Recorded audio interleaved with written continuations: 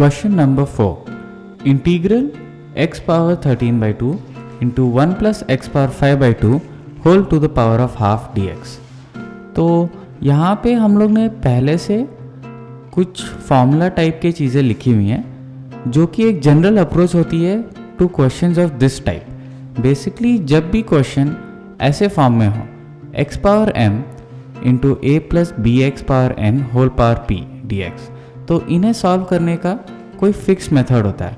तो सबसे पहले हमें 2-3 कंडीशंस चेक कर लेनी पड़ेंगी और उनके अकॉर्डिंग एक्ट करना पड़ेगा. अगर p एक इंटीजर है और mn फ्रैक्शंस हैं तो हम फाइंड आउट करेंगे कि mn के जो फ्रैक्शंस हैं उनका जो डिनोमिनेटर है उनका लोएस्ट कॉमन मल्टीपल कैसे है. जैसे हम देख सकते हैं 1/2 अगर m है, एग्जाम्पल दे रहा हूँ, और 1/3 n है, तो इनका जो डिनोमिनेटर का LCM होगा वो 6 आएगा. ओके. तो हम x को t raise to the power 6 में सब्स्टिट्यूट कर देंगे. अच्छा, ठीक है. इससे ये क्वेश्चन सॉल्व हो जाएगा. Okay, fine. ठीक है. फिर हम देखेंगे m प्लस 1/n का इंटीजर है, ये एक फिक्स मेथड है. ओके. जो आप समझ लीजिए. m प्लस 1/n एक इंटीजर है तो हम उसमें सब्स्टिट्यूट करेंगे a plus b x raise to the power n. यहाँ पे क्यों नहीं आएगा, sorry, a plus b x raise to the power n is equal to t raise to the power x. अब इसमें s क्या है, इसमें s है denominator of the fraction. Okay. जो p है, p क्योंकि हमने पता कर लिया p इंटीजर नहीं है, तो अब p क्या होगा, फ्रैक्शन ही होगा, ऑब्वियसली बात है. तो next we come to the part where m plus 1/n is not an integer. So next we check m plus 1/n plus p is an integer और नॉट. ठीक है. So in that case what we have to do is we have to take x common from the expression inside. So what we'll do, we'll break it down into ax raised to the power minus n plus b into x raised to the power p into x raised to the power n.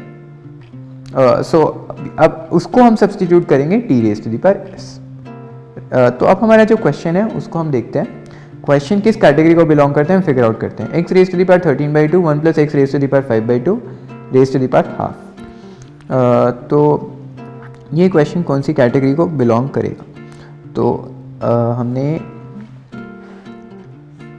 Question लिखा x raise to the power 13/2 1 plus x raise to the power 5/2 raise to the power half dx. इसमें हम देखते हैं जो p है वो तो clearly p half है. करेक्ट. तो not an integer, not equal to an integer. Fine. तो हम अब देखते हैं next question part. m plus 1/n, m plus 1/n कितने के बराबर होगा, 13/2 प्लस 1/5/2 जो कि आ जाता है 3 के बराबर अगर आप सॉल्व करेंगे तो. ओके. तो बेसिकली ये सेकंड केस में गिर जाता है. सेकंड केस में आ गए. हाँ. तो अब हमें हमारा जो पाथ है वो काफ़ी सिंपल है. We just have to use the standard method. तो हम क्या करते हैं, 1 plus x raise to the power 5/2 को t स्क्वायर सब्सटीट्यूट कर देते हैं. तो अगर हम फिर डेरिवेटिव लेते हैं दोनों साइड्स का तो हमें हमारे पास आ जाएगा x raise to the power 3/2 into 5/2 dx is equal to 2t dt. इसको अगर हम मल्टीप्लाई करके हम सिंप्लीफाई करें तो 4/5 t dt is equal to x raise to the power 3/2 dx. अब हमें x raise to the power 3/2 किसी तरह लाना है. हम देखते हैं यहाँ पे x raise to the power 3/2 already available है हमारे पास. अच्छा. तो हम x raise to the power एक minute, x raise to the power 13/2 x raise to the power 13/2. अच्छा, तो वहाँ से बेसिकली अगर हम लोग x पावर 3/2 हटा लें तो we can use it for our dt.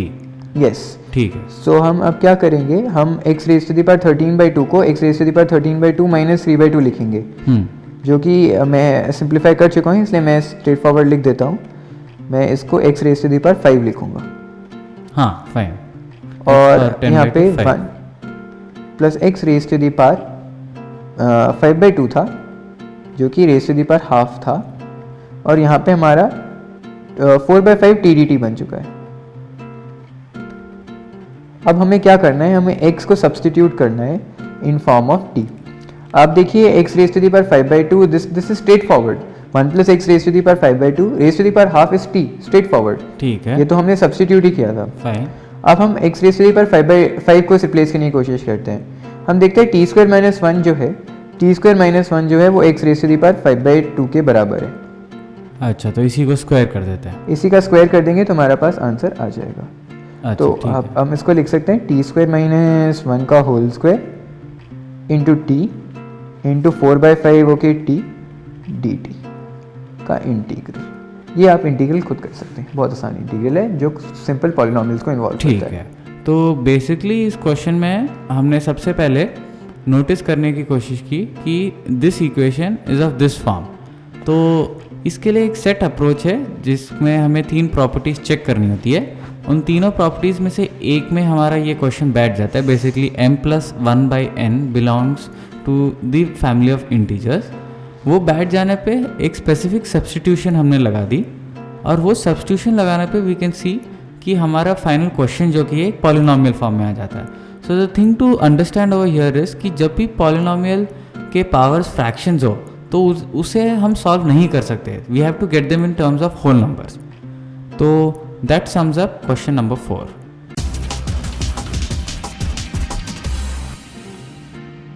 Question number 5, integral e power x into 1 minus sine x by 1 minus cos x d x.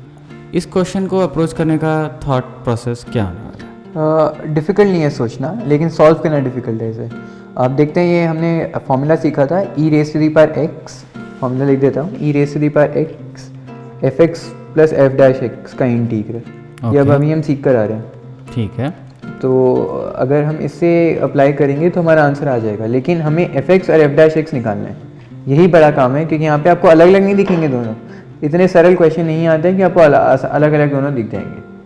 तो हमें इसको सॉल्व करना है, तो हमें ब्रेक करना पड़ेगा। हम जनरल मेथड में आपको सिखा रहा हूँ, ये बहुत इंपॉर्टेंट मेथड है। ओके। इससे आप कोई भी सॉल्व कर सकते हैं। इसमें हम क्या करेंगे, हम एफ एक्स को एक मिनट दीजिए, इसमें हम एफ एक्स को, क्योंकि हमें डिनोमिनेटर में 1 माइनस कॉस एक्स दिख रहा है, हम इसे k over 1 minus cos x substitute कर देंगे। ओके। अब इसमें जो k है वो कांस्टेंट नहीं है। k is some function of x. I'll write kx, but later I'm going to use k only because easy हो जाता है representation. Okay. This is a function of x. Basically it's going to be sin x, cos x. वो हम निकालेंगे क्या आएगा। Fine. ठीक है, तो हमने fx को ये मान लिया। अब हम f dash x निकालते हैं। f dash x क्या आता है? f dash x आता है 1 माइनस cos x का होल स्क्वायर। ठीक है, अब हम v du by dx minus v, हमने v किया तो v, अब ये du by dx यानी k डैश x, ठीक है, माइनस u जो कि kx हो गया, और dv by dx अब करेंगे तो ये sin x आ जाता है। अब हमारा क्या है यहाँ पे, हमने बेसिकली करना क्या है, यहाँ पे हमें करना ये है कि fx plus f dash x जो आएगा, fx plus f dash x जो आएगा वो इवेंचुअली आपका ओरिजिनल क्वेश्चन बन जाना चाहिए। ओरिजिनल जो उसके साथ टर्म है, यानी 1 minus sine x over 1 minus cos x बन जाना चाहिए। 1 माइनस के sine x over 1 minus cos x बन जाना चाहिए। तो हमें ऐसा मैनिपुलेट करना पड़ेगा के को कि वो ये बन जाए। सो स्लाइटली डिफिकल्ट टास्क, बट या करा जा सकता है। सो के, अब मैं के ही लिख रहा हूँ, के एक्स नहीं लिख रहा हूँ। So k into 1 minus cos x over 1 minus cos x का whole square, okay, plus 1 minus cos x into k dash x. 1 minus cos x, मैंने, आप देख रहे हैं क्या करा है, मैंने एफ एक्स और एफ डैश एक्स को ऐड कर दिया है। या आप ऊपर एक्सप्रेशंस को देख के कंपेयर कर सकते हैं। ओके, के डैश, अब मैं इसको के डैश ही लिख रहा हूँ, के डैश एक्स नहीं, 1 minus cos x into k dash minus के into sine x.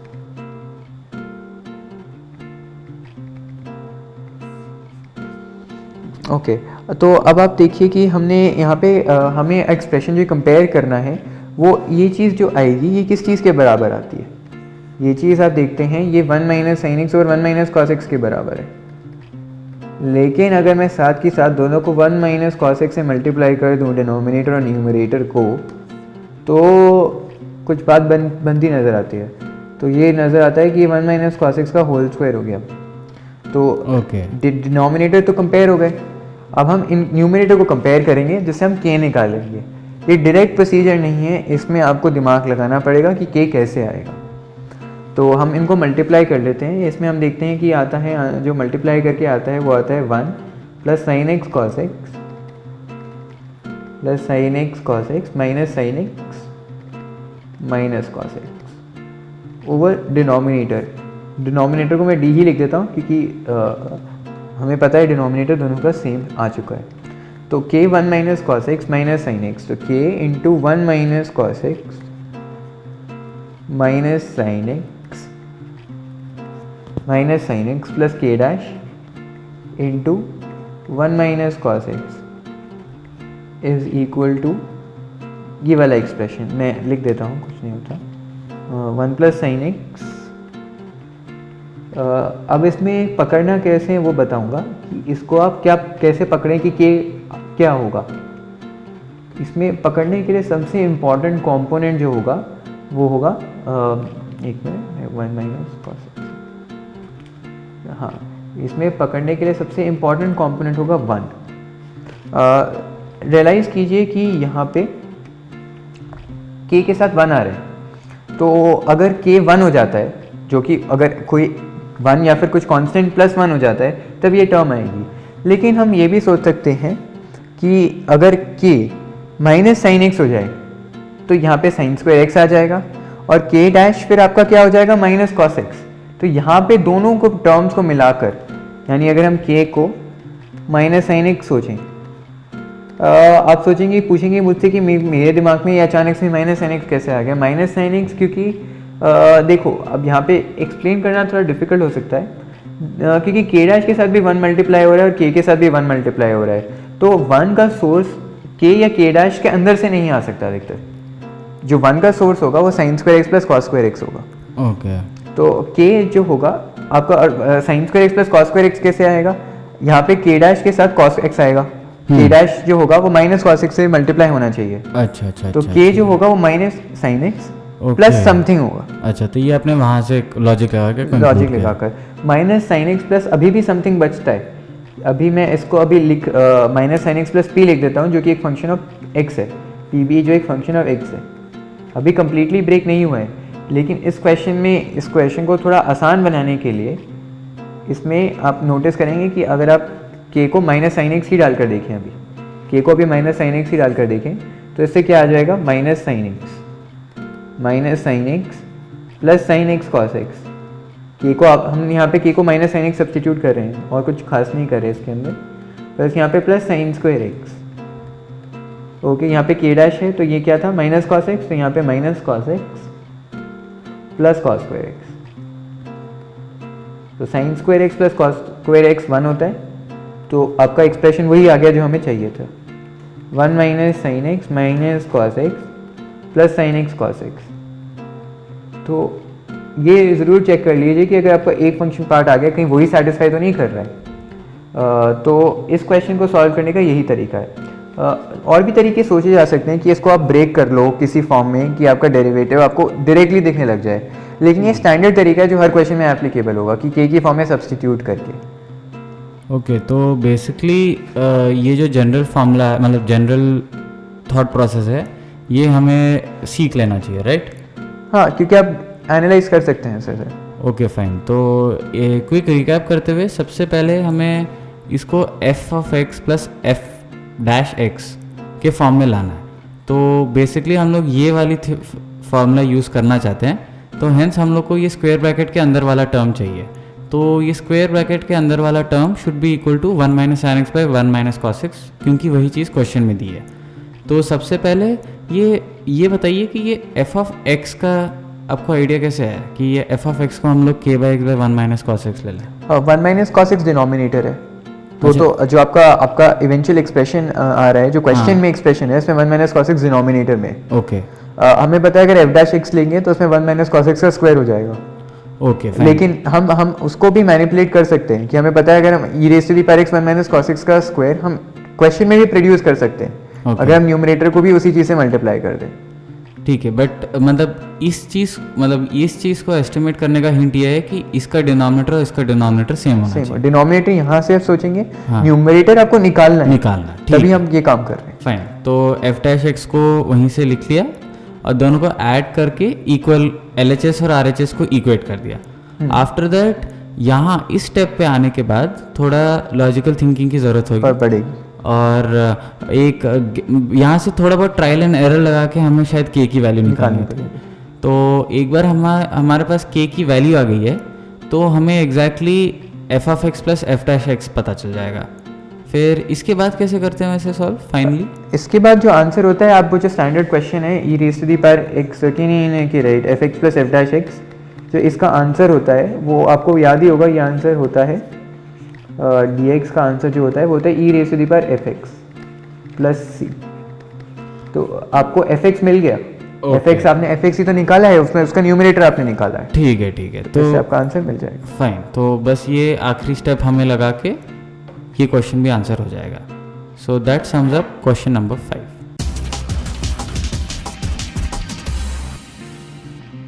Question number 6, integral of dx by sine x plus a into sine x plus b. इस क्वेश्चन का हमारा थॉट प्रोसेस क्या होने वाला है?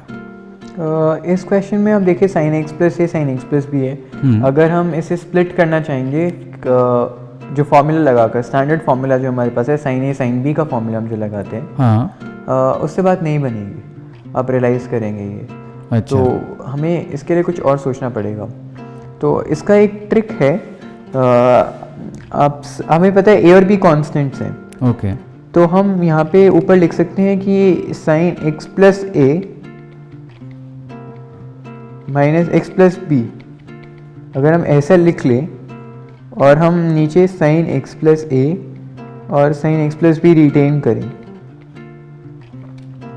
Sine x plus b written करें, तो what we get is now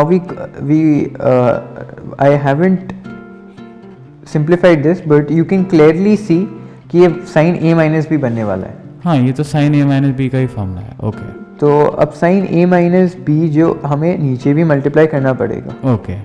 तो अब हम इसे इस तरीके से स्प्लिट करते हैं। एक्चुअली इसकी स्टार्टिंग उसी तरीके से कर सकते थे, आपकी साइन ए माइनस बी लिखें, लेकिन थॉट कहाँ से होगा ये मैंने आपको इसलिए ऐसे लिख कर बताया। अच्छा, ठीक है। तो अब हम इसको ब्रेक कर लेते हैं साइन ए माइनस बी के फॉर्मूला में। तो ये हो जाता है sine x plus a into cos x plus b minus sine x plus b into cos x plus a divided by sine x plus ए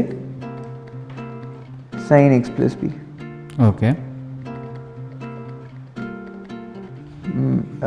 बाहर 1 by sine a minus b है, out of that is not participating in integral, right? सो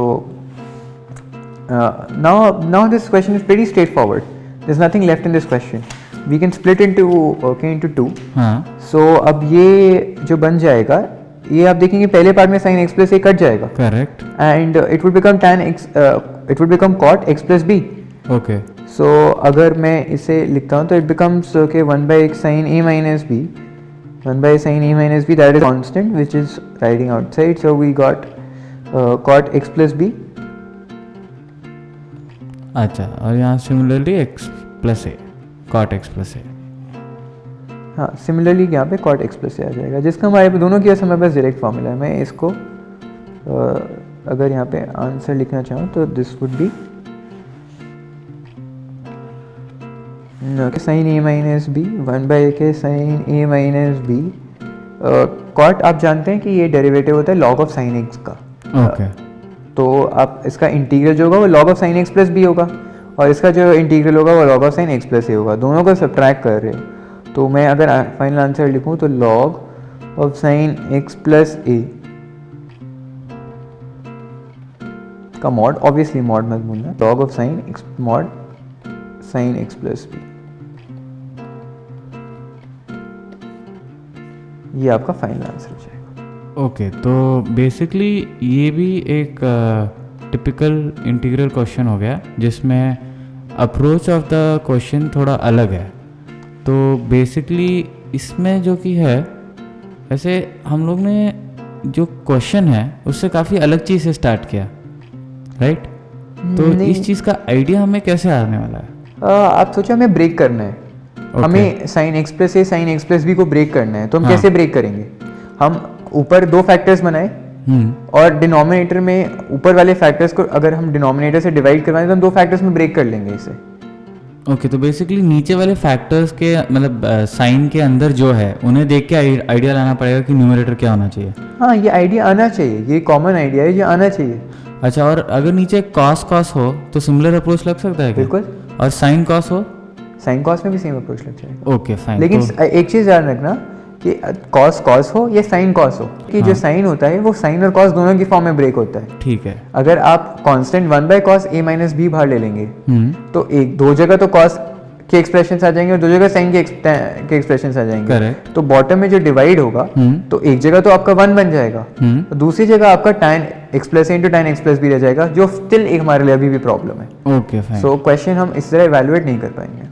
ठीक है fine. तो basically to sum it up, इस question को ऐसे approach किया जाना चाहिए कि डिनोमिनेटर से आइडिया लाना चाहिए कि न्यूमरेटर क्या होगा, फिर एक बार हम लोग उसे स्प्लिट कर लें तो हमें सिंपल टर्म्स में आ जाएगा इंटीग्रल, जिनके फॉर्मूलाज हमें पता हैं, and that will lead us to the final answer. जिस एक चीज़ और है, जब साइन और कॉस होता है बॉटम में, ओके, तब हम कॉस लेंगे, ये याद रखना। मैं आपको अच्छा। ये लिख देता हूँ, जब हाँ, कॉस और कॉस बॉटम में है, ओके, जब कॉस ऑफ समथिंग, मैं ब्रैकेट्स में लिख रहा हूँ कॉस ऑफ कॉस, तब टॉप पे साइन आएगा। ओके, ठीक है, न्यूमरेटर में। एंड जब बॉटम में कॉस और साइन है, cos of something and cos of something and sine of something है, तो यहाँ पे एक्स क्यों आ रहा है बार बार, यहाँ पे साइन, तो यहाँ पे टॉप पे कॉस आएगा, ये ध्यान रखना। अच्छा चलो ठीक है, तो ये और थोड़ा जेनरिक अप्रोच हो गया। हाँ, that sums up question number 6।